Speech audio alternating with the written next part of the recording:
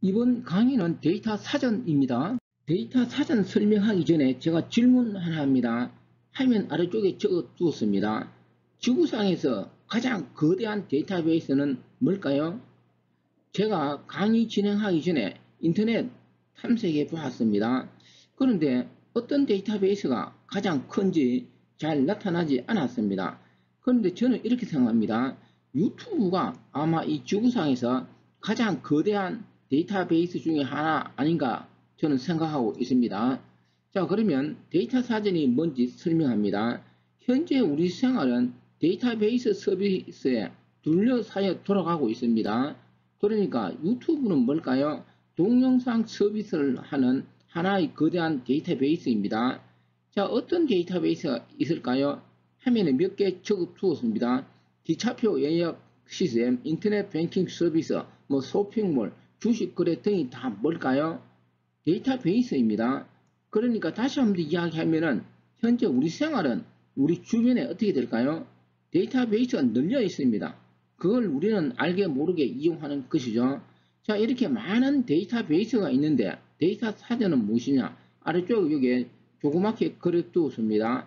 하나의 데이터베이스가 있으면은 하나의 데이터베이스에는 하나의 데이터 사전이 깔려 있습니다. 자, 그러면 데이터 사전 역할은 뭘까요? 데이터베이스의 기본 정보를 보관하고 있습니다. 자, 우리가 이런 데이터를 무엇이라고 합니까? 메타데이터라고 하죠. 메타데이터 다시 한번 더 설명하면 어떤 데이터를 취급하기 위한 또 다른 데이터입니다. 이런 걸 메타데이터라고 하는데 다르게는 시스템 데이터베이스 이렇게도 이야기합니다. 자, 아무튼 데이터 사전이 뭔지 정확히 알았습니까? 다시 한번 더 강조합니다. 어떤 데이터베이스가 있으면 그냥 기본적으로 하나씩 깔려있는 데이터 사전이 있다라는 거죠. 이때 핵심은 그 데이터 사전은 그 데이터베이스의 기본 정보를 보관하고 있는 메타데이터이다. 아무튼 이런 내용에 대해서 이번 시간에 다룹니다. 자, 이번엔 데이터 사전의 구체적인 예를 들어봅니다. 화면에 학생 테이블을 가져왔습니다. 학생 테이블을 하나의 데이터베이스로 가정을 해봅니다. 데이터베이스에는 하나의 데이터 사전이 깔려 있다라고 하였죠. 자, 그러면은 데이터 사전에는 어떤 정보가 저장될까요? 실제로는 많은 정보가 저장되겠죠. 좀 더 구체적인 내용은 뒤에서 살펴보는데 여기서는 간단하게 먼저 데이터 사전에는 테이블 이름, 학생이 저장되고 두 번째 학생이 몇 명인가요? 1, 2, 3, 4, 4명이죠. 행의 수는 4개다. 이런 정보가 데이터 사전에 저장됩니다. 자, 데이터베이스는 실시간 계속 변화가 될 수 있죠. 삽입 삭제 갱신을 할 수 있습니다. 학생을 한 명 더 추가했습니다. 아래쪽 테이블을 봅니다. 학번이 1번에서 5번까지 행의 수가 몇 개로 변경되었습니까? 4개에서 5개로 변경되었죠. 그러면 데이터 사전의 내용도 변경된다는 거죠. 행의 수가 4였는데 이번엔 어떻게? 행의 수가 5로 이렇게 변경되었습니다. 자, 그러면 행의 수가 4에서 데이터베이스가 변경됨에 따라서 5로 변경시킨 주체는 누구일까요? 사람이 변경시켰을까요? 사람이 잠도 자지 않고 지켜보면서 변경시킬 수는 없겠죠. DBMS가 변경시킨 것입니다. 이걸 무엇으로 하느냐? 제가 오른쪽에 적어 두었습니다. 이렇게 데이터베이스가 변경됨에 따라서 데이터 사전 내용도 같이 실시간 변경이 되는데 이걸 우리는 무엇으로 하느냐? 데이터베이스에서 자기 정의라고 합니다. 자, 그러면은 데이터베이스에서 자기 정의를 하는데 어떻게 자기 정의를 하느냐? 오른쪽 여기 적어 두었습니다. 구체적으로 사용자가 DDL 문으로 테이블을 변경하면 DBMS가 데이터 사전을 변경하는 것이죠. 이걸 무엇이라고 하느냐? 다시 한번 더 강조하면 자기 정의라고 합니다. 아래쪽 세 줄도 읽어봅니다. 다시 한번 더 강조하지만 이렇게 데이터베이스가 변경되는 것을 사람이 잠도 자지 않고 지켜보면서 변경시킬 수는 없겠죠. 자, 이번에는 데이터 사전 역할에 대해서 좀 더 구체적으로 살펴봅니다. 등록 테이블 예를 들었습니다. 사람들이 데이터베이스 사용하면서 테이블에 대해서 탐색 명령을 DBMS에게 전달할 수 있겠죠. 간단한 예제입니다. 셀렉트 별표 프롬 등록 테이블에 대해서 점수가 90점 초과하는 레코드를 사용자가 DBMS에게 이렇게 요청하여 있습니다. 그러면 DBMS는 이 요청된 결과를 분석해서 최종적으로 사용자에게 주어진 등록 테이블에서 점수가 90점 초과하는 2개의 레코드를 이렇게 전달하겠죠. 그 전달하는 과정을 아래쪽 그림 이렇게 나타낸 것입니다. 자, 이 그림 내용은 여러분들이 그냥 참고해서 한번 좀 읽어보고, 이 그림에서 핵심 사항은 뭐냐 하면은 DBMS가 이런 요청을 받으면 가장 우선 참조하는 것이 뭐냐라는 거죠. 바로 데이터 사전입니다. 자, 왜 이 DBMS는 어떤 요청을 받았을 때 우선적으로 데이터 사전을 참조할까요? 데이터 사전에는 데이터베이스 변경된 내용이 실시간으로 보관되어 있죠. 그래서 아래쪽 두 줄 읽어봅니다. DBMS는 어떤 명령이 실행될 때마다 가장 먼저 데이터 사전을 접근합니다. 충분히 이해되었습니까? 자, 이번에는 데이터 사전에 대해서 좀 더 구체적으로 정리합니다. 먼저 용어 하나 정리합니다. 데이터 사전은 다른 말로 시스템 카탈로그라고도 합니다. 이석호 교수 책에 있습니다. 그런데 책에 따라서는 오른쪽 그림을 봅니다. 데이터 사전이 시스템 카탈로그를 포함하고 있는 개념입니다. 자, 이렇게 설명하기도 합니다. 이 관계에 대해서는 뒤에서 좀 더 구체적으로 분석하고, 일단 여기서는 데이터 사전은 시스템 카탈로그다 정리하고 시험 문제 놓으면 이렇게 답변해도 됩니다. 자, 먼저 데이터 사전 정의입니다. 앞에서 충분히 살펴보았습니다. 이 두 줄 읽어봅니다. 이석호 교수 책에 나오는 내용입니다. 간단하게 말하면 데이터 사전은 데이터베이스에 저장된 정보를 요약하고 있습니다. 자기 정의라고 하였죠. 그리고 아래쪽 세 줄도 다시 읽어봅니다. 사용자가 셀렉트 문을 이용하여 데이터 사전 내용을 검색할 수는 있습니다. 제가 뒤에서 예를 보일 것입니다. 하지만 인서트, 딜리트, 업데이트 문으로 데이터 사전을 갱신할 수는 없겠죠. 누가? 사용자가 DDL 문으로 테이블 인덱스 등을 변경하면 DBMS가 데이터 사전을 실시간 변경시킵니다.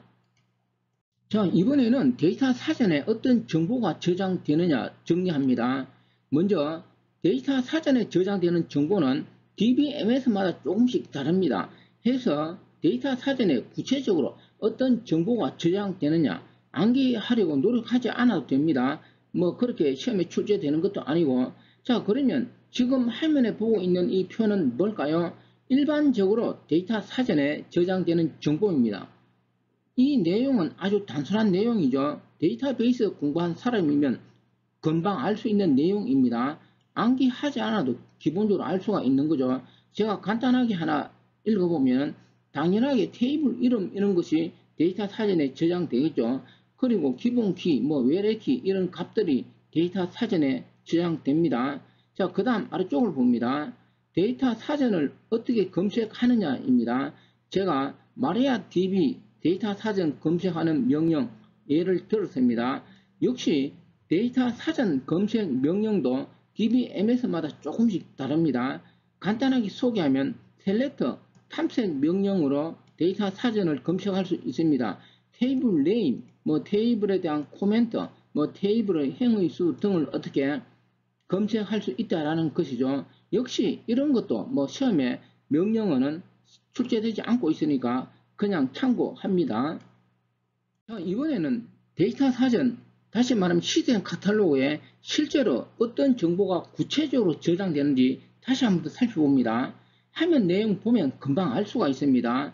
학생 테이블하고 등록 테이블이 있을 때 실제로 시스템 카탈로그에는 어떤 정보가 저장되느냐입니다. 테이블 내용 읽어보면 금방 알 수가 있죠. 바로 이 릴레이션 이름, 속성 이름, 속성 타입, 기본키, 외래키 이런 것들이 구체적으로 어디에? 시스템 카탈로그에 다시 말하면 데이터 사전에 저장된다는 거죠. 그런데 여기서 중요한 사실 하나 이야기하면 데이터베이스로 이 시스템 카탈로그를 구현합니다. 이런 것을 무엇이라고 하느냐? 시스템 데이터베이스라고 합니다. 자, 이번에는 데이터 사전, 데이터 디렉터리에 대해서 정리합니다.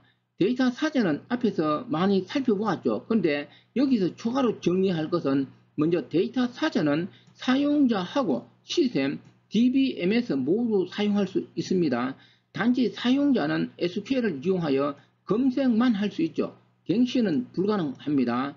자, 그러면 데이터 디렉터리는 뭘까요? 데이터 디렉터리는 데이터 사전에 저장된 데이터를 접근하기 위한 위치 정보를 관리하는 시스템을 데이터 디렉터리라고 합니다.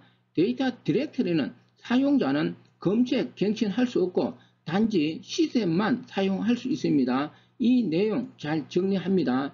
자, 그러면 데이터 디렉터리가 구체적으로 뭔지 다시 한번 더 설명하면 우리가 SQL 명령을 사용하면서 데이터를 요청하죠. 요청할 때 그 데이터가 어디에 있는지 그 위치를 입력합니까?